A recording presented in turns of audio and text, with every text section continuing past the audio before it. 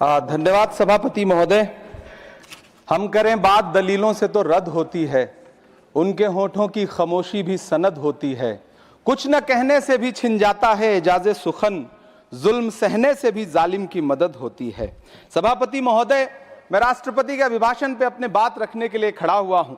उस दिन देश की संसद के गलियारों में सरकार की तारीफ करती हुई महामहिम की आवाज गूंज रही थी, तो उधर मेरे कानों में हसदेव के जंगलों में आदिवासियों को जिंदगी देने वाले पेड़ों पर चलती हुई कुल्हाड़ी की आवाज गूंज रही थी। सभापति महोदय, इस तरफ महामहिम के भाषण पर प्रधानमंत्री जी संसद की मेज थपथपा रहे थे और उधर उत्तराखंड की अभागी बिटिया अंकिता भंडारी के इंसाफ की आवाजें मध्यम पड़ती जा रही थीं, जो आज भी पूछ रही हैं कि आखिर वो वीआईपी कौन था जिसके लिए अंकिता भंडारी को मार दिया गया।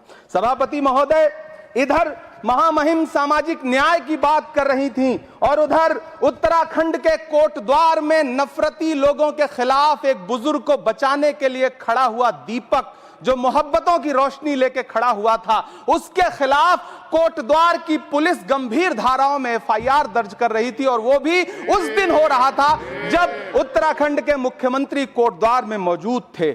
ये नया भारत है जहां दंगाइयों के खिलाफ एफआईआर नहीं होते, बल्कि अमन और मोहब्बत की बात करने वालों के खिलाफ एफआईआर दर्ज होता है। यह नया भारत है जहां असम का चीफ मिनिस्टर खुलेआम संवैधानिक प्रोटोकॉल तोड़कर कहता है कि मुसलमानों को इतना टॉर्चर करो कि वो राज्य छोड़ने पर मजबूर हो जाएं। वो कहता है कि अगर कोई मियां रिक्शा वाला 5 रुपए मांगो तो उसे 4 रुपए दो ताकि वो परेशान हो सके। ये नया भारत है जहां बरेली में खाली घर में नमाज पढ़ने पर पुलिस मुकदमा दर्ज करती है। ये नया भारत है जहां क्रिसमस की तैयारी करते हुए ईसाइयों पर सरकार मुकदमा दर्ज करती है।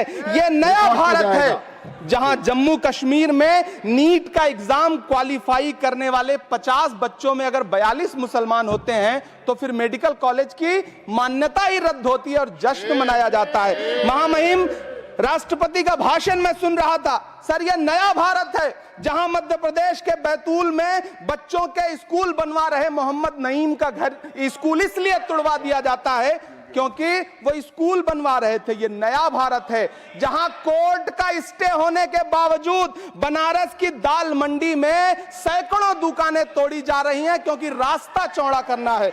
सभापति महोदय, मैं आपसे कहना चाहता हूं कि जो पीढ़ी अपने बुजुर्गों को गाली देती है उसके साथ प्रकृति इंसाफ करती है। आप इंदिरा जी और नेहरू को गाली देते हैं, नेहरू को छोटा नहीं कर पाएंगे। नेहरू का साथ आइंस्टीन, नेहरू का नाम आइंस्टीन के साथ लिया जाता था और आपका नाम एप्स्टीन के साथ लिया जाता है।